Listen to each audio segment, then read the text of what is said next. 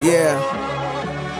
Numero UNO, me and Drizzy like the Super Bowl, man. Then it big as the what? Big as the what? Big as the what? Big as the Super Bowl. What's up, guys? Welcome back to another Warframe video. Today I did previously make a video going over the old piece gameplay and catching you guys up on the lore on how this update makes sense in the Warframe story, but I wanted to go over the update that we are going to receive before the big old piece update drop. I'm sure you guys remembered when they did the reveal for the next 3 Protoframes. They gave us Harrow, Proto Wisp, and they showed Uriel, which would be the new demon Warframe. But we can already place our bets that this new Warframe is going to be also getting the 3rd Protoframe love and treatment, just like how they did with what's his name, Site 09, right?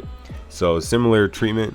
We have the next 3 Protoframes coming out. Now you're probably wondering, why didn't they go with Proto Rhino? Why didn't they go with Proto Nyx or any other Warframe? Why did they go with Proto Wisp and Harrow specifically?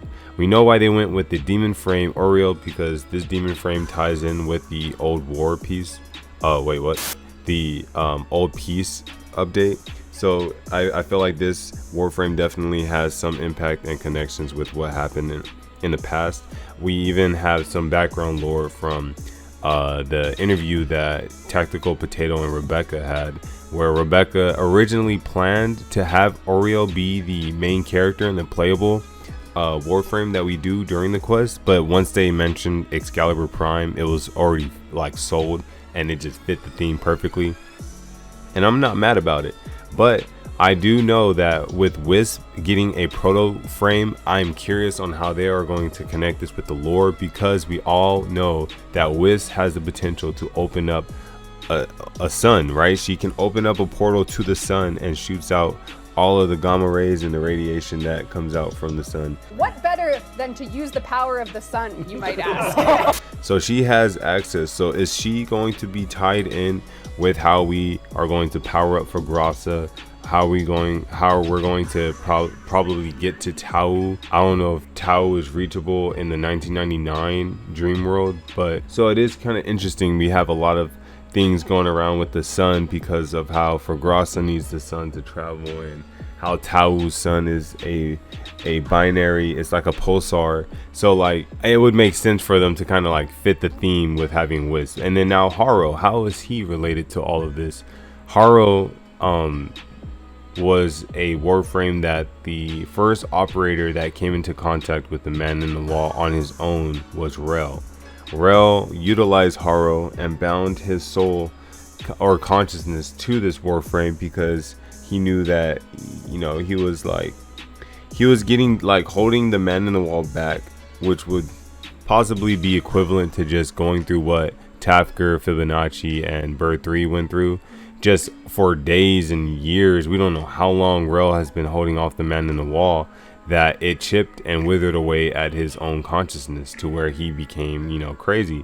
But even before then, Rel or Harrow has lore that's implicating, or that includes them being in the Duviri paradox, where change was like slicing everywhere. And I don't know if that house served no true purpose, yet he kept its lamp burning, beaming out into the void as if to call travelers home. Now, before his death, Garmy confided in me that he felt his role was important. He was keeping it at bay. Void storms were not unknown in Duviri, but the storm I shall speak of was unlike others.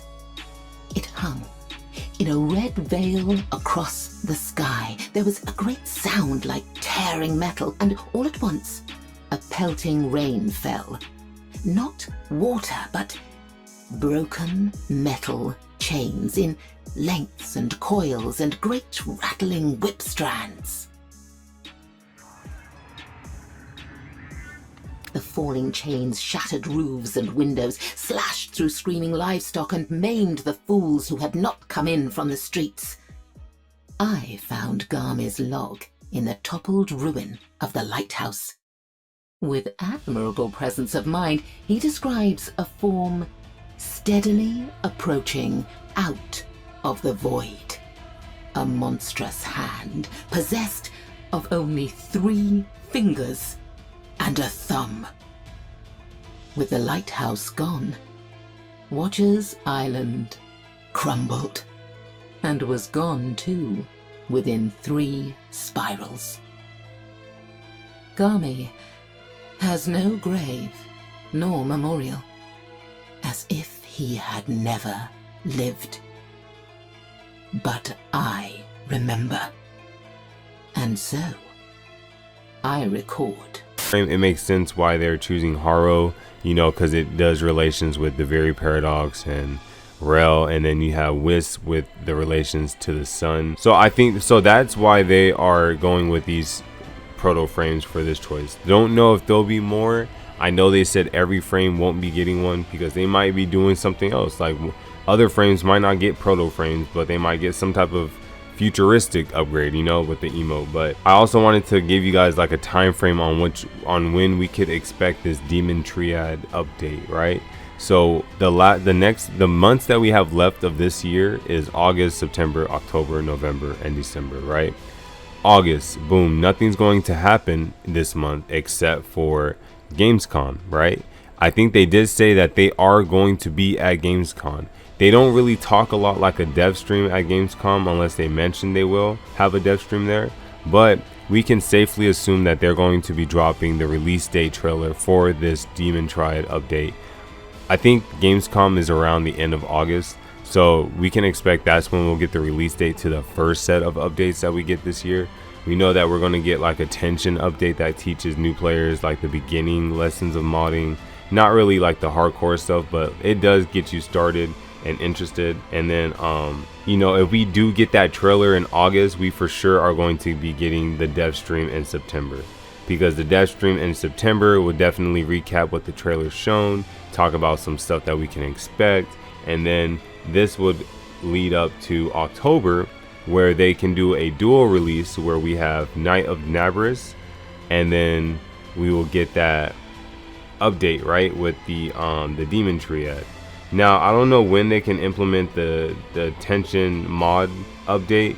It could be during the slow periods of August and September because it's not really too correlating with the main story, but for sure by August or by October we should be seeing the Night of Nabris event being live, as well as that Demon Triad. Because if you think about it, a Demon Warframe, what is not the best holiday or month to release it other than the month of Halloween? Of course, the last 2 months we have November and December.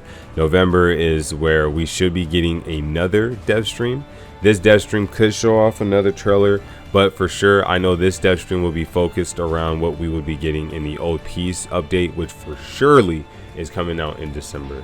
So now I gave you guys a little time scale of what I predicting how they're going to drop these updates.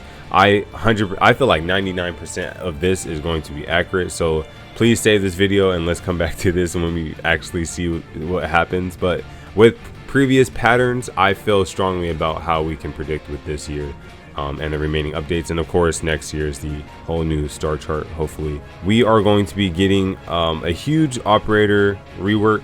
I did recap a lot and go over the interview that Tactical Potato had with Rebecca to help give you guys some more extra tidbits of information that we can get with this update. And that operator rework definitely is a big one. We can see the facial expressions are better, they look less ugly, the hair texture already was improved with their GI lighting and their other updates with the graphics, but all of that is coming together to finally give us a very well polished character, you know, just as polished as they are in Soulframe. The reason why they call it the Old Peace 2 is because they just wanted to go with the opposite of New War. They feel like they do this approach where they explain the drifters aspects in his story. You know, we did 1999 and all of that, and the Duviri paradox, and all of that was mostly the drifter, you know, before we got into that paradox stream. but now it's time for the operator to have his pie, you know. So it makes sense why they kind of were doing that. New War is like for the drifter and Old Peace is for the operator. And it's crazy because New War covers the Narman, you know, the Narman, I forgot the official word, but there's like two different teachings. You got the Narmer teachings and then the Tau teachings, right? Tau for sentient armor for Orkin. All of the, I'll go into it later. I was about to go off key, but one main thing that they brought up is that music is key in Warframe. So if you think about it, when they did send the sentients to the Tau system, they probably wanted to make it seem like, you know, like they're going a long journey and they started singing. So for the sentients, singing we can see is becoming very prevalent for their culture and their beliefs. And in terms of singing, the big thing though is that the reason why they have this title as like the Devil's Triad is because there are 3 notes in the music keys that just don't match with any other chorus. Like they're like the main 3 off notes that just doesn't pair. You can look into the specifics what those notes are, but I think they wanted each of the Protoframes to kind of signify those 3 notes that are like they just don't match. So that's the theme that they're going with this Devil Triad. The notes are just unharmonious, right? I think I already said that, but they think that it is what can wake up for Grass. Actually, not think, this is what they say. I think they said like these 3 unharmonious notes is what they use to wake up for Grass. Another thing that I just realized when I was watching this interview is that they're not going to tell us. Like, we can ask them questions, we can text them, we can, you know, leave our responses and make our videos, but they will never tell us if we are right. And it kind of sucks, but it's kind of cool because it's like we will never get spoiled unless Rebecca does her little spoil shenanigans. But on top of that, it's just like, for the most part, if you guys like, they're not going to tell us our predictions are right until the update is out. That's the unfortunate part, but the cool thing is that we can always reflect back to these videos just to see how close we were with predicting this. I did talk about earlier about how New War is like Narmer and the Old Peace is the Tau. It's called Taron methods and Narmon methods, right? And the crazy thing is, this whole time our operator, if you look at his abilities, he only has 2. And I always thought about this. I thought my focus schools weren't maxed out enough. That's why I don't have access to the other 2 slots for the operator abilities. But this whole time, it's just because we only been trained in the Narmer teachings. All of the schools that we have and the abilities that we can do are just the Narmer side of the things. When this update comes out, we're about to learn the Taron methods of all of these, which allows us to even gain ultimates and, you know, like more crazier abilities than what we were restricted to. So you have like these 2 diversity teachings that we're going to use and expand our focus schools. We're not getting new focus schools. Each focus school is just getting heavily expanded. Well, I don't know if I should say heavily, but they're getting a chunky bit expanded to each tree. We don't know what all abilities that they have. We just know that the one in the trailer was using the Neramon clan, so that's why we saw like the giant sword, because that school focuses a lot with like melee affinity and melee damage. We also know that there is a new fungi warframe that is being mentioned. We don't know when this fungi warframe will be released. He could be released this year, or he could be saved to be showcased. I'm just feeling like they are doing a lot of like warframes. Like we have 3 new Protoframes, technically 1 new prime frame with Caliban, 2 new warframes, right? And it's just I wonder how they're gonna fit this new fungi warframe into the mix. I think they also mentioned briefly that for Oberon, they had, like, Rebecca had a dream that Oberon cast his 4th, and it was like he was in an enchanted forest, almost similar to Soulframe. So I feel like she's been thinking about tweaking Oberon in a sense of how his moves look visually as well as what they can do. And that means, like, imagine Nidus doing his 4th. You see how it just creates like an infected biome in the area.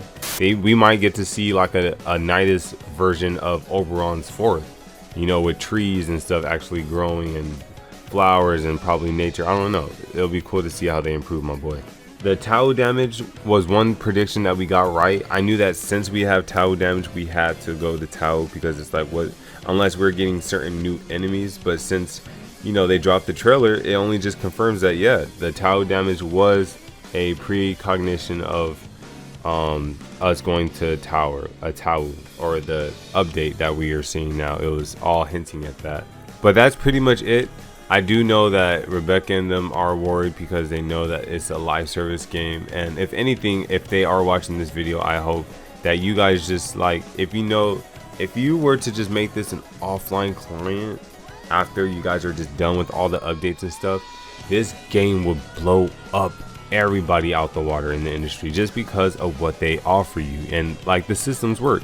But I'm excited to just be along the ride for this Warframe train. Let me know what you guys think about my theories and the new Warframe that's coming out, Oreo, as well as your guys' thoughts and expectations on the new Protoframes.